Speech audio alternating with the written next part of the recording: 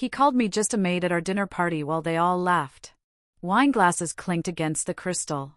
What my husband didn't realize as he basked in their approval was that I'd already emptied our accounts, packed his belongings, and hired the most ruthless divorce attorney in the city. Tonight wasn't just dinner service, it was the last supper of our marriage, and I was about to serve the only dish, cold revenge. The crystal glasses sparkled under our dining room chandelier as I carried in the roasted lamb with rosemary potatoes. Our home looked perfect tonight, fresh flowers arranged in the antique vase my mother had given us, the good china set out, and candles casting a warm glow across the table. Richard had insisted on hosting his colleagues for dinner, as he always did before asking for a raise or promotion. My role, as always, was to make him look good. "Darling, you've outdone yourself," Richard said, his voice carrying that public affection he never showed in private. He stood at the head of the table, swirling his expensive red wine that I'd spent an hour selecting. I smiled, the expression not reaching my eyes. "It's nothing special," I replied, though it had been. I'd spent all day preparing this meal after finishing a major marketing proposal for my own executive position, not that anyone at this table knew about my work.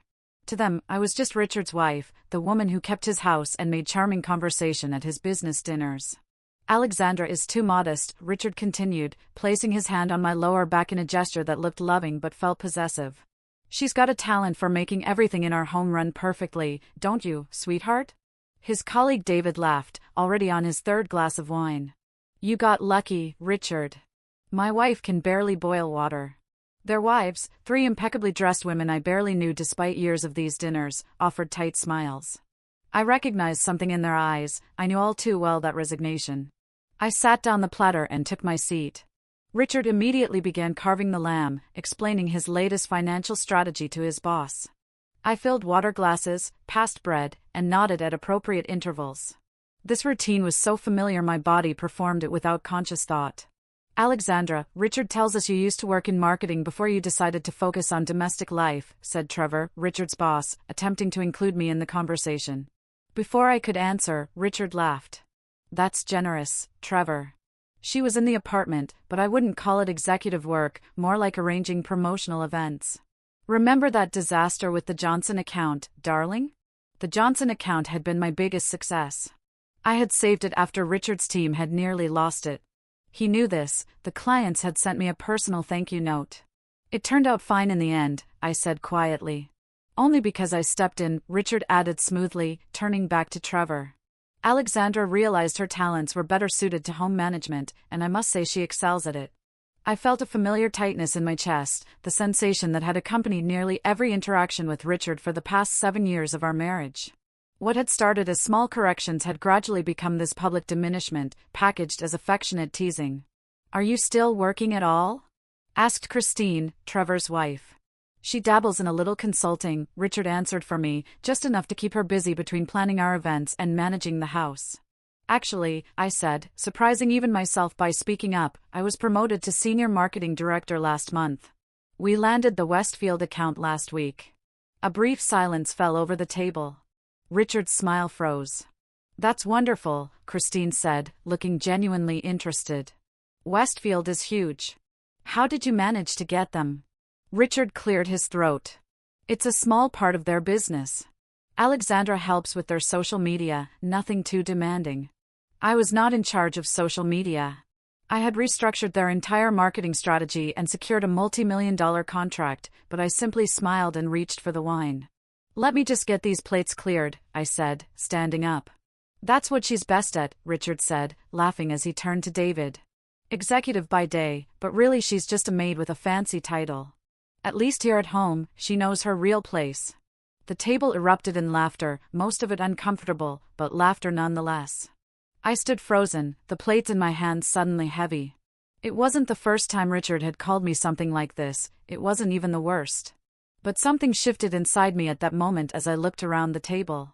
I saw Christine's eyes flash with recognition, I saw Trevor's slight frown, I saw the resignation on the other wives' faces deepen, and in that crystalline moment, I saw my marriage for what it truly was. I continued clearing plates, moving to the kitchen where I stood for a moment, hands gripping the marble countertop. My wedding ring caught the light, the diamond Richard had selected because it made a statement about his success. Instead of the usual hurt and humiliation that followed Richard's public jabs, I felt something unexpected, clarity. And with it came calm. A decision I had been circling for months suddenly solidified into certainty. I pulled my phone from my pocket and sent a simple text to a number I had saved weeks ago but never contacted. "I'm ready. Let's proceed with everything we discussed." The response came immediately, "Documents prepared. Meeting tomorrow at 9. Just say the word." I slipped my phone away and prepared the dessert, a dark chocolate souffle that had taken hours to perfect. I added a mint garnish, straightened my shoulders, and carried it back to the dining room with a smile that felt different on my face, lighter, more genuine than any I'd worn in years. "Sorry for the wait," I said, serving each guest with precision. "Some things can't be rushed if you want them to turn out perfectly." Richard beamed at my return to form. "This is why I keep her around," he joked, patting my hip as I served him last. "Worth every penny." More laughter, but this time I joined in. My laugh held a secret they couldn't hear. As conversation resumed, I noticed Christine watching me with unusual intensity.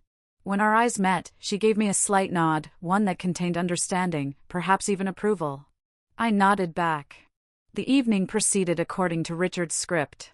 He told his rehearsed stories, his colleagues complimented our home, their wives discussed vacation plans and children's schools. Richard drank more than usual, celebrating what he clearly saw as another successful performance. After the guests left, Richard loosened his tie and collapsed on the sofa. "That went perfectly," he said. "Trevor practically promised me the Phillips account. Pour me another scotch, will you?"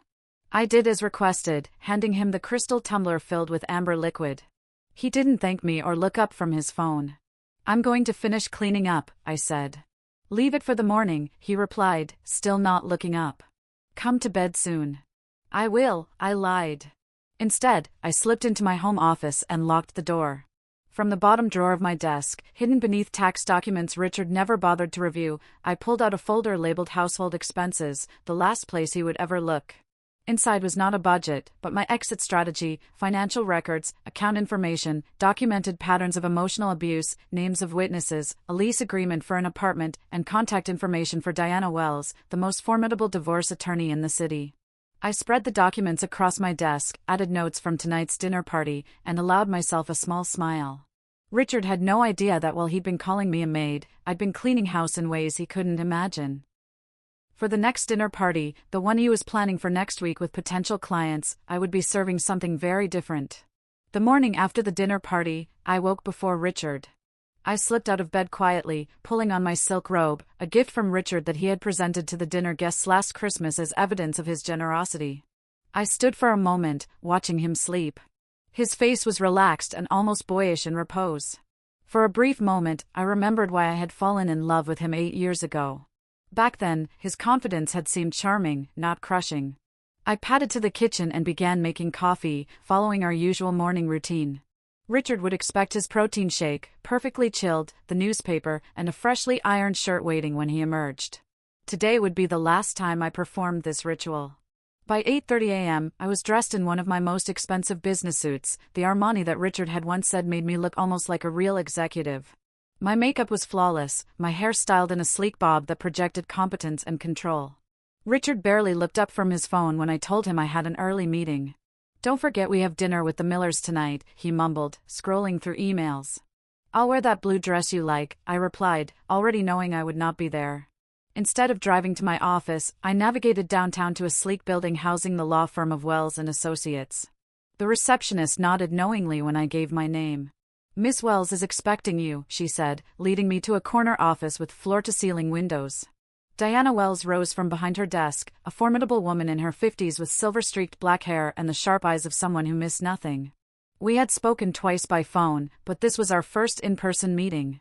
"Alexandra," she said, not offering her hand but gesturing to the chair across from her desk. "I've reviewed everything you sent over. It's comprehensive. I appreciate clients who come prepared," I replied, sitting down and placing my own folder on her desk. "I've added some notes from last night." She flipped through my detailed account of the dinner party, Richard's comments highlighted in yellow. "Verbal abuse has a cumulative effect," she said matter-of-factly. "You've documented a pattern here that spans years. You should have left sooner." "Most people wait too long," Diana said, closing the folder. "The important thing is you're here now. Tell me about your finances." I handed her a USB drive. Everything's here: account numbers, passwords, statements going back 5 years. I'm the primary breadwinner, though Richard tells everyone it's the opposite. My base salary is twice his, and my bonuses last year were substantial. Diana raised an eyebrow, clearly impressed. He's been hiding money, I continued. I found transfers to an offshore account, about $30,000 a month for the past year. Smart of you to track this, Diana said, plugging in the drive.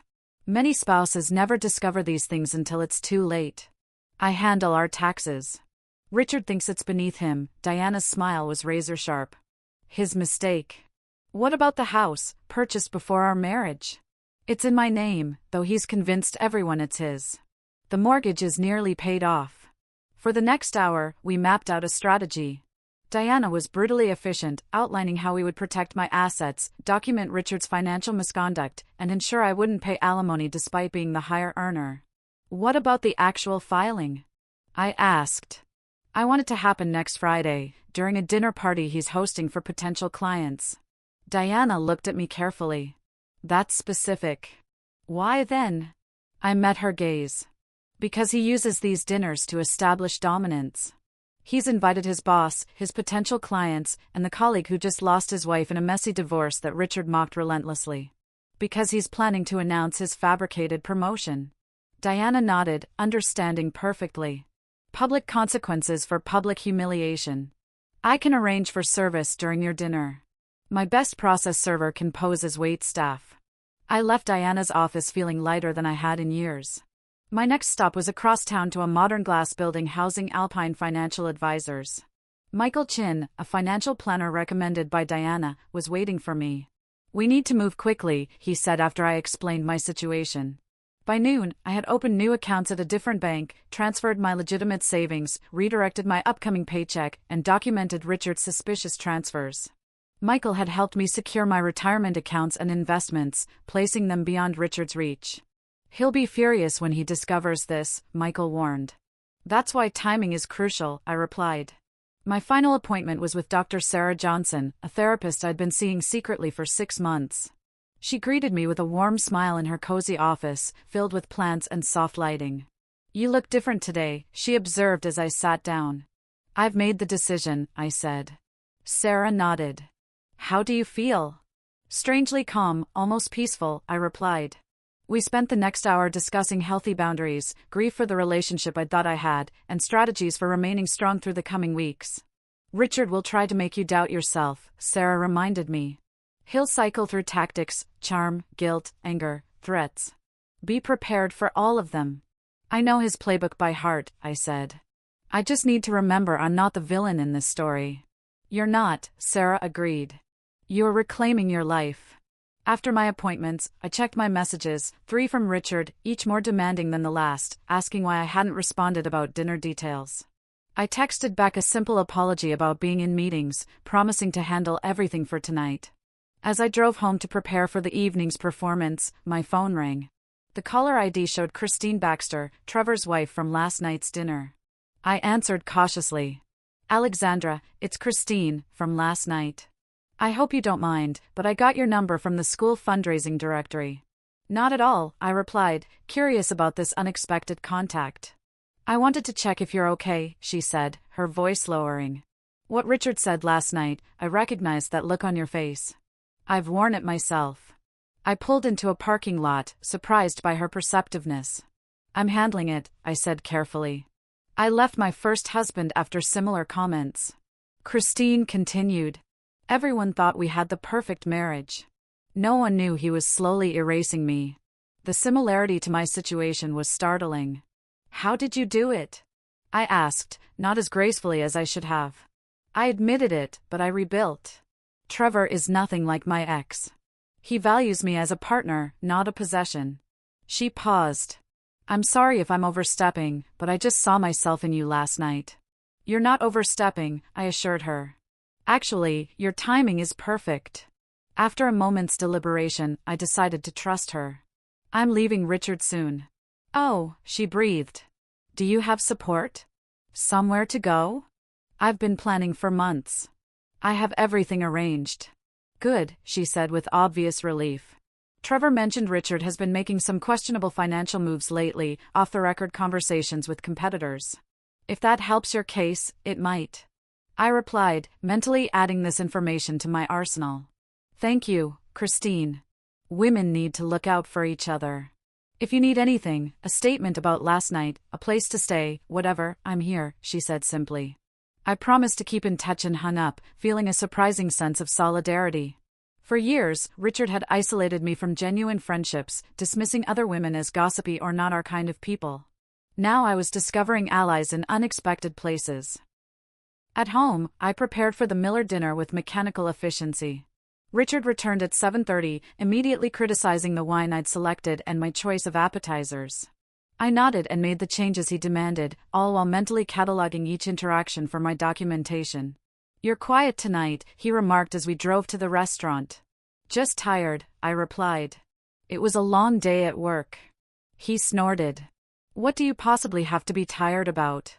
It's not like you're closing million-dollar deals. I bit back the truth that I had, in fact, closed a $3 million deal last week and simply smiled. 7 more days, I reminded myself. 7 more days of playing the role of Richard's supportive, subservient wife. 7 more days until I served him the surprise of his life. 2 weeks before the planned dinner party, I sat in my office staring at an email that had just appeared in my inbox. The sender was unknown, but the subject line made my heart race, your husband and Melissa. Attached was a single photo. I clicked it with trembling fingers. The image showed Richard in an intimate embrace with his assistant, Melissa, outside a hotel. I recognized the boutique place downtown where he claimed to have quarterly planning retreats. Their kiss was not one of first-time passion but familiar comfort. They had clearly done this before. Despite everything, despite my plans already in motion, the betrayal stung. It wasn't about love that had faded years ago under Richard's constant belittling but about the sheer hypocrisy. How many times had he questioned my late meetings?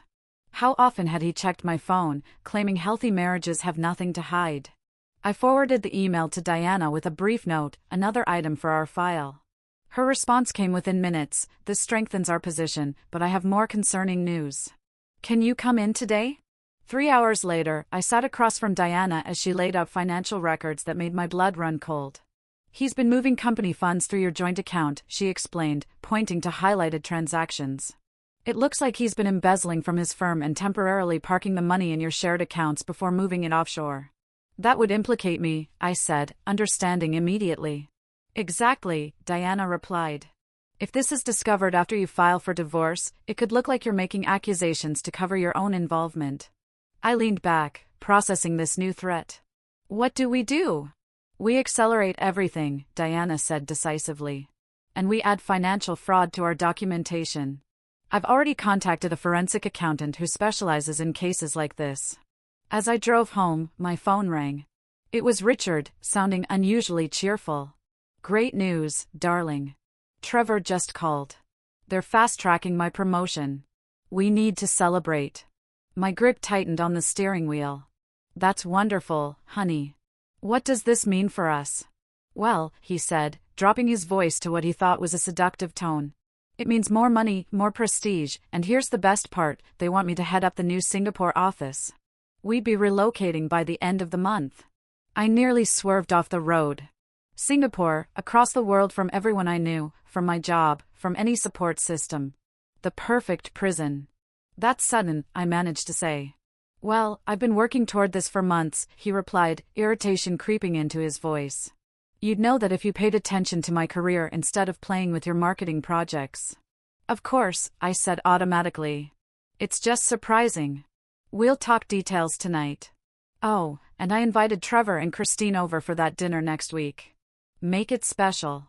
It'll be our goodbye party. I ended the call and immediately pulled over. My hands were shaking too badly to drive. Singapore would derail everything. I needed to move faster. I called Diana. We need to move up the timeline. Richard's planning to relocate us to Singapore after his promotion. That complicates things, she admitted. International relocations create jurisdictional issues. How soon is this happening? End of the month? Apparently. Then we file next week. No later. I'll expedite everything. That night, Richard brought home champagne and takeout from my favorite restaurant, a rare gesture that immediately put me on alert. He was being too considerate, too attentive. The Richard who brought home surprise gifts was always the Richard with something to hide. To Singapore, he said, clinking his glass against mine. I've already looked at some apartments online. There's a beautiful high-rise with a pool on the 40th floor. I smiled and sipped my champagne, letting him ramble about expat packages and cost-of-living adjustments. All the while, I was mentally revising my exit strategy, cataloging what needed to happen sooner. You're quiet, he observed eventually. Aren't you excited? I set down my glass carefully. It's a lot to take in, my job, my friends, my family. They're all here. His expression hardened slightly. Your job isn't a real career, Alexandra. You can find something similar anywhere, or better yet, take a break. Enjoy being the wife of an executive and just be your maid in Singapore instead of here. The words slipped out before I could stop them. Richard's eyes narrowed. What did you say? I backpedaled quickly, cursing my momentary lapse. Nothing. I'm just processing everything. Of course, I'm excited for your opportunity. He studied me for a long moment, then seemed to accept my explanation. You'll need to start packing this weekend. I'll have a realtor come by to discuss listing the house. My house, I thought but didn't say. Later that night, I locked myself in the guest bathroom and called my sister, Megan, who lived 3 states away. Richard had systematically reduced my contact with her over the years, calling her a negative influence whenever she questioned his behavior. He's trying to move you, she exclaimed when I explained the situation. But it's not happening. I'm leaving him next week. The line went silent for a moment. Really? For real this time? Her skepticism was warranted. I'd hinted at leaving before but always found reasons to stay, financial entanglement, fear, the persistent hope that Richard might change. For real, I confirmed. I've hired a lawyer. I've secured my finances. I have an apartment ready. Thank God, Megan breathed. Do you need me to come? I can be there tomorrow. Not yet, I said, but maybe after it's done. I might need somewhere to go if things get ugly. My door is always open, she promised. And Alex, I'm proud of you. Those words, simple and sincere, brought unexpected tears to my eyes. When was the last time someone had been proud of me? Richard only ever expressed disappointment, no matter my accomplishments. The next morning, I nearly had a heart attack when I returned from my early run to find Richard in my home office, dangerously close to the drawer where I kept my exit strategy folder. What are you doing in here? I asked, trying to keep my voice casual. He looked up from my computer, checking flights to Singapore. Is there something in here you don't want me to see? The question held an edge of suspicion that sent alarm bells ringing. Had he noticed something? Was he testing me? Of course not, I replied smoothly. Just surprised to see you in here. You usually avoid my little hobby room. He grunted and turned back to the screen. Your password was easy to guess. You should be more careful. It was a warning, whether he meant it as one or not. I had changed all my important passwords weeks ago, created new email accounts and secure folders he couldn't access, but the desk drawer with my physical documents was just feet away from him. I'm going to shower, I said, forcing myself to walk away normally. Then I'd make breakfast. As soon as I heard him leave the office, I slipped back in and moved the folder to a new hiding place, inside the lining of my winter coat in the guest room closet. A temporary solution, but it would have to do. That afternoon, I faced another crisis. A major client emergency erupted at work, requiring all hands on deck. My boss looked at me apologetically. I hate to ask this, Alexandra, but we need someone at the Chicago meeting on Monday. You're the best choice. Monday was when I'd planned to meet with Diana to sign the final paperwork. Chicago would throw everything off schedule. I can't, I said, surprising both of us with my firmness. I have a critical personal appointment that cannot be rescheduled. My boss raised his eyebrows. In 5 years, I had never refused a client request. Is everything okay? For a moment, I considered telling him the truth. Robert had always been fair and supportive, unlike Richard's depiction of him as incompetent. Not really, I admitted. But it will be soon.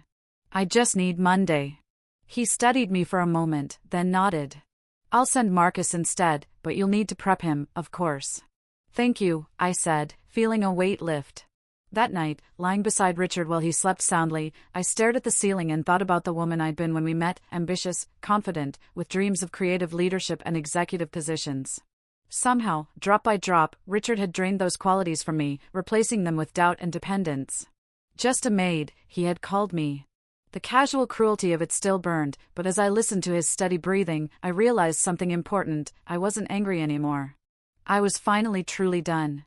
All that remained was to execute the final act in our marriage, to serve Richard the consequences of his actions in front of the very people he most wanted to impress. The process server was confirmed. The papers were ready. In 6 days, Richard would discover that his maid had just cleaned house for good. The day of the dinner party dawned bright and crisp, one of those perfect autumn days that seemed designed for new beginnings. I woke early, long before Richard stirred, and stood at our bedroom window, watching the sunrise paint the sky in shades of possibility. Tonight would change everything. "What time will you be home to start preparing?" Richard asked over breakfast, not bothering to look up from his phone. He'd been unusually demanding about this dinner, texting me lists of preferences and reminders throughout the week as if I were his catering staff rather than his wife. "I'll take the day off," I replied, pouring his coffee exactly how he liked it, one last time. "I want everything to be perfect for your big announcement." He glanced up momentarily, surprised by my enthusiasm. "Good. Trevor's bringing the regional VP as well.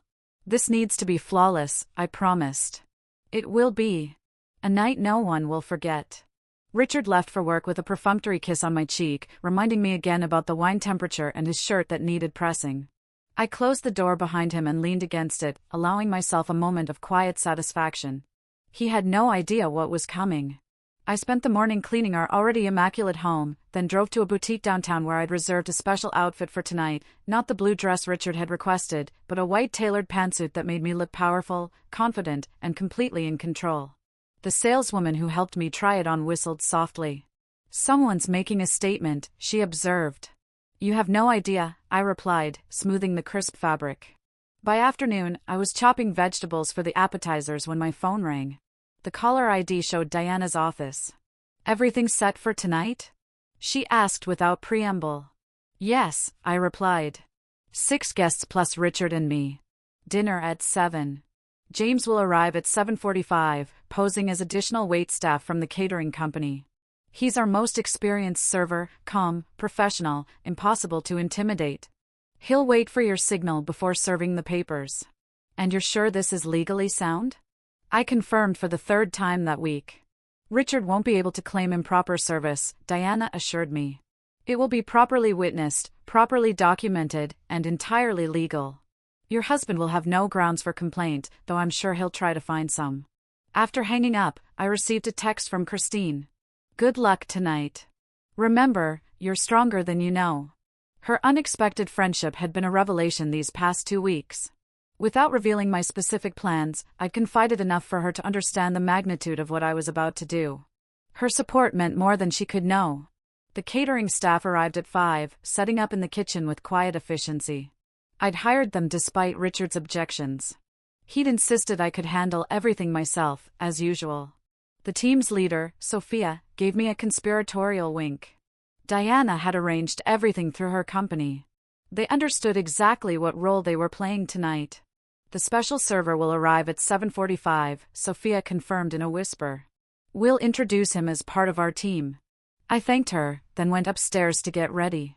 I took my time with my appearance, applying makeup that highlighted my features without being obvious, styling my hair in a sophisticated updo that Richard had once called too severe for my face. Around my neck, I clasped not the delicate diamond pendant Richard had given me for our last anniversary, but my grandmother's vintage emerald, a family heirloom I'd stopped wearing when Richard complained it looked cheap. At 6:30, I stood in our foyer, surveying the scene. The table was set with our finest china, crystal gleaming under the chandelier, fresh flowers perfuming the air, appetizers waiting on silver trays. Everything looked perfect, exactly the impressive display Richard had demanded. He arrived home at 6:45, immediately inspecting the setup with a critical eye. "The flowers are a bit much," he commented, frowning at my centerpiece.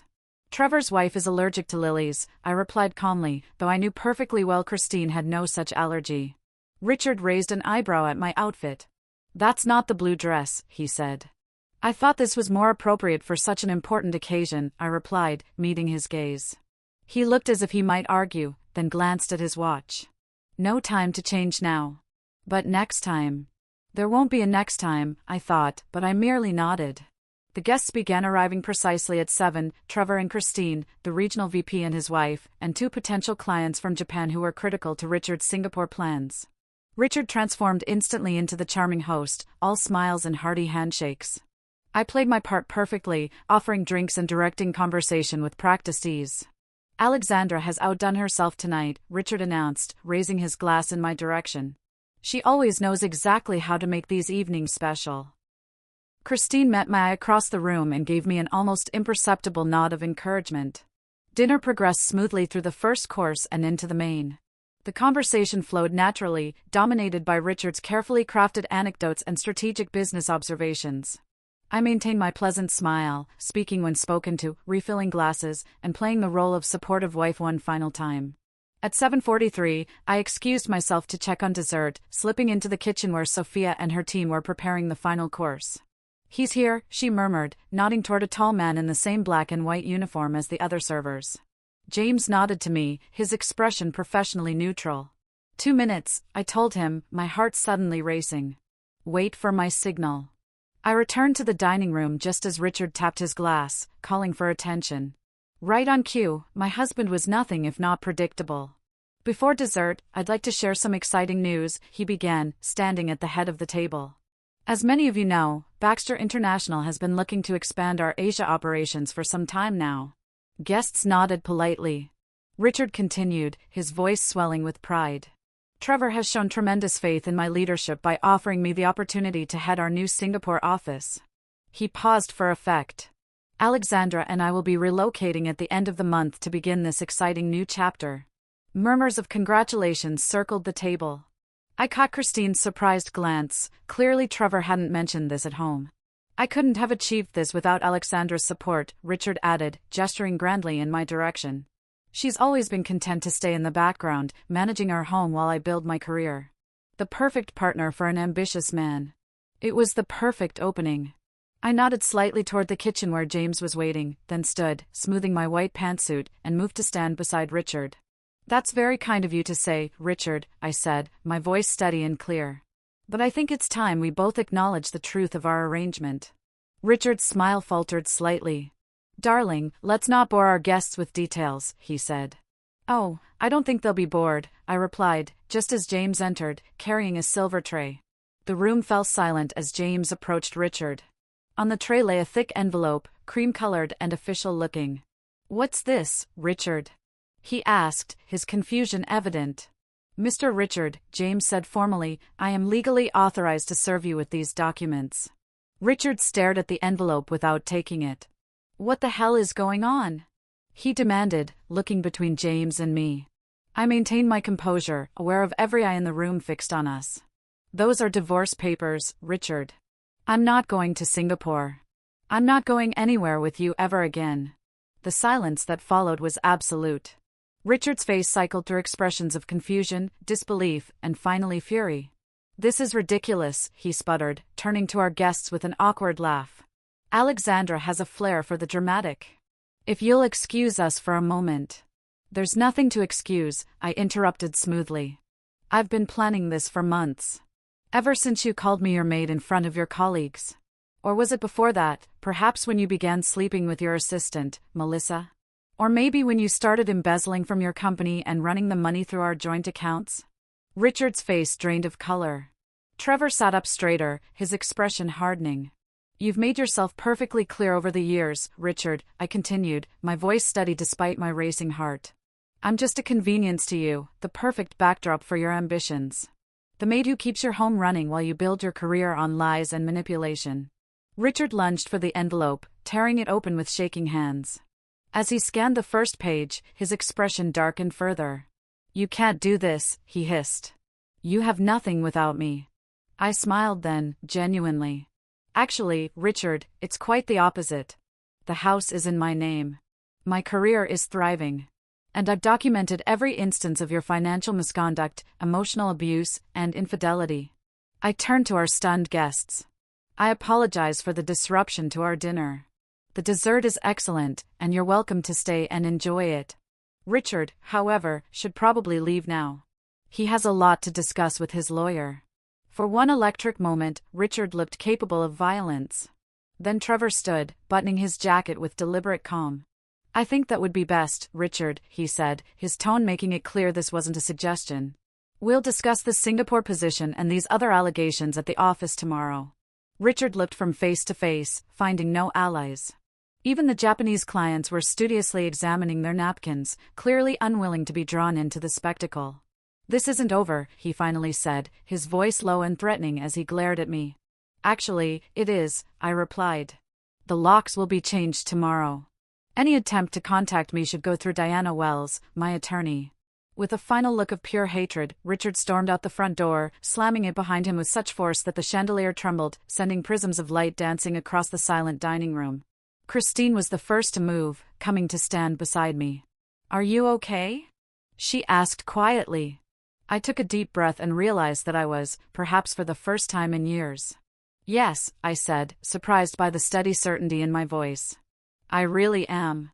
I turned to the remaining guests with a genuine smile. Now, who would like some chocolate soufflé? I promise it's excellent. And unlike my soon-to-be ex-husband, it's exactly what it appears to be. 6 months after serving Richard divorce papers at our dinner party, I stood in my new apartment, admiring the view. Floor-to-ceiling windows framed the city skyline, bathed in golden afternoon light. No trace of Richard remained in my life, not his clothes, not his opinions on my decor, and most importantly, not his voice in my head, constantly critiquing my choices. The divorce had been finalized with surprising speed. Diana proved worth every penny of her considerable fee, systematically dismantling each of Richard's attempts to drag out proceedings or claim what wasn't his. His financial misconduct, thoroughly documented, had left him little leverage. In the end, he settled rather than risk a public trial that would expose even more of his behavior. He was facing bigger problems now anyway. Diana had told me during our final meeting, a satisfied smile playing at her lips. The financial irregularities you documented triggered an internal audit at Baxter International. The Singapore position has been permanently filled by someone else. That someone else, ironically, was Trevor's wife, Christine. Her background in international finance had apparently been underutilized for years, a fact Trevor discovered during conversations prompted by Richard's downfall. Their marriage had undergone its own transformation, with Christine later telling me that night had changed everything for them, too. My phone buzzed with a reminder, Ember Strategy Session, 3 o'clock. I smiled at the notification. Ember Consulting was my new venture, a firm specializing in helping businesses and individuals rebuild their brands after setbacks. The name had come to me one night as I sorted through the ashes of my marriage, realizing that embers hold the potential for new fire. My first major client had been Sophia, the catering company owner who'd helped orchestrate my divorce dinner. Impressed by my composure that night, she'd asked me to help revitalize her struggling business. Within 3 months, we'd repositioned her company as the premier choice for milestone events, with a subtle marketing campaign hinting at her discretion during delicate social situations. Her bookings had tripled. The doorbell rang, interrupting my reflections. I opened it to find Megan, my sister, arms laden with takeout bags that smelled deliciously of Thai food. Pre-dinner meeting fuel, she announced, bustling past me into the kitchen. You look amazing, by the way. That power suit is killer. Thanks, I said, accepting her quick hug. It's for the Morrison pitch this evening. Megan began unpacking containers. Nervous? She asked, sliding a container of pad thai toward me. Prepared, I corrected, taking a bite. There's a difference. Megan laughed. Listen to you, my sister. The confidence, I love it. As we ate, I briefed her on the Morrison pitch, a family-owned business facing public backlash after an employee scandal. Once, I would have approached such a meeting with anxiety, Richard's voice in my head questioning my competence. Now, I felt only the calm certainty of knowing my worth. Oh, I almost forgot, Megan said, reaching into her bag. This came to the office today. She handed me an envelope with unfamiliar handwriting.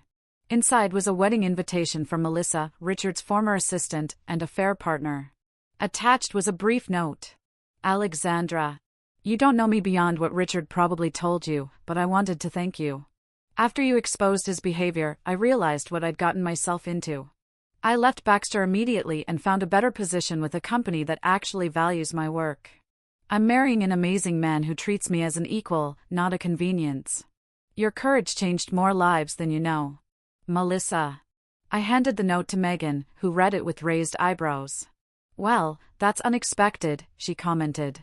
Are you going to the wedding? Definitely not, I laughed. But I'll send a gift. Maybe a book on healthy relationships. Speaking of relationships, Megan began cautiously. Jacob from the Wilson account called the office 3 times yesterday. He wasn't looking for meeting details. I felt warmth rise to my cheeks. Jacob Wilson had hired Ember to rebuild his family company's image after a product recall. Smart, kind, and refreshingly straightforward, he'd asked me to dinner twice, both times I'd deflected, citing professional boundaries. He's a client, I reminded Megan. The project ends next week, she countered. Then he's just a guy who clearly admires you. I busied myself with reorganizing the takeout containers. Dating still felt like venturing onto thin ice after the frozen lake of my marriage. I'm not ready, I said finally. Megan nodded, respecting my boundary without pushing. Whenever you are, if ever you are, that's okay. No timeline on healing. After Megan left for the office, I was gathering my presentation materials when my phone rang. The name on the screen made me pause. Elaine Quell, Richard's mother. Alexandra, she said when I answered, her voice sounding older than I remembered. I hope I'm not disturbing you. Not at all, I replied cautiously. I'd always liked my mother-in-law, though Richard had limited our contact over the years, claiming she was intrusive. I wanted to apologize, she said simply. I saw what Richard was doing to you, the same thing his father did to me for 40 years before he died. I should have said something, done something. The rawness in her voice caught me off guard. You have nothing to apologize for, Elaine. I do, she insisted. I stayed silent because I was afraid of losing what little relationship I had with my son. But watching you walk away gave me courage.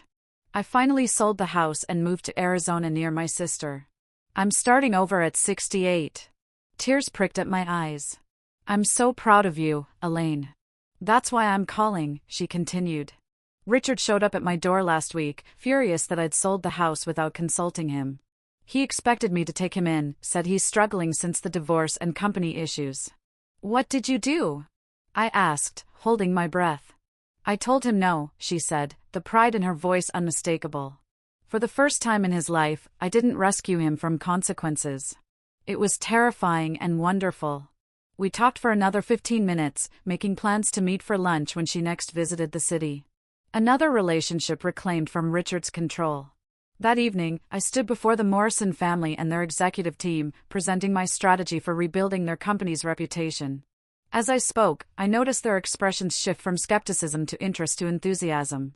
Your approach is unique, Mrs. Morrison remarked afterward, shaking my hand firmly. Most consultants suggest burying the problem under new messaging.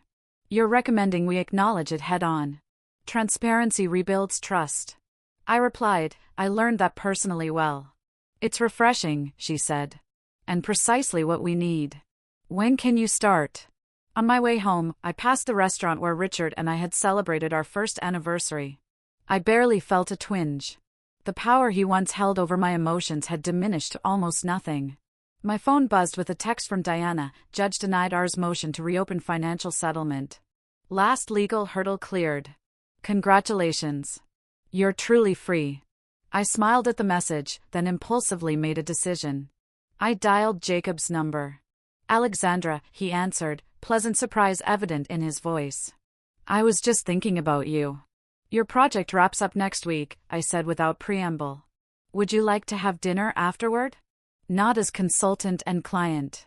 His warm laugh traveled through the phone. I'd like that very much.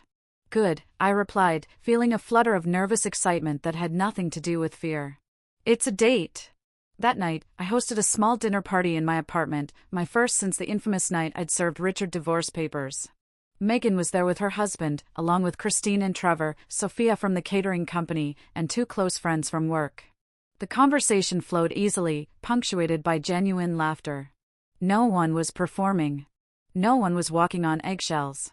As I carried dessert to the table, a simple homemade apple tart rather than Richard's demanded souffle, I caught sight of myself in the mirror. I was smiling, relaxed, my movements confident. I barely recognized this woman, yet she felt more authentically me than I had in years. Christine suggested a toast, raising her glass. To Alexandra, who showed us all what courage looks like. To new beginnings, Trevor added. To freedom, I said simply, clinking my glass against theirs. Later, after everyone had left and I was enjoying the peaceful solitude of my home, my phone buzzed with another text. Unknown number, but the message instantly identified the sender. I heard you're dating again. He'll never appreciate you like I did. We should talk. Richard. 6 months of silence broken by the same old manipulation. Once, such a message would have sent me into a spiral of doubt and anxiety. Now, I felt only a distant pity for a man who still didn't understand what he'd lost, not a maid, not a trophy, not a convenient backdrop, but a woman of strength and worth who had finally recognized her own value. I deleted the message without responding and turned off my phone. Tomorrow would bring new clients, new challenges, perhaps even the tentative beginnings of a healthier relationship. The future stretched before me, unbounded by Richard's limitations or my former fears. He had called me just a maid in front of his friends, thinking it would keep me small. Instead, it had propelled me to clean house completely, sweeping away not just his presence but the doubt, fear, and insecurity he had cultivated in me for years. As I prepared for bed, I caught my reflection again and smiled at the woman looking back at me. She wasn't defined by Richard's perception or anyone else's. She was defined by her own resilience, her own choices, her own truth. I had served Richard divorce papers in front of his guests, yes, but more importantly, I had finally served myself the freedom I deserved all along.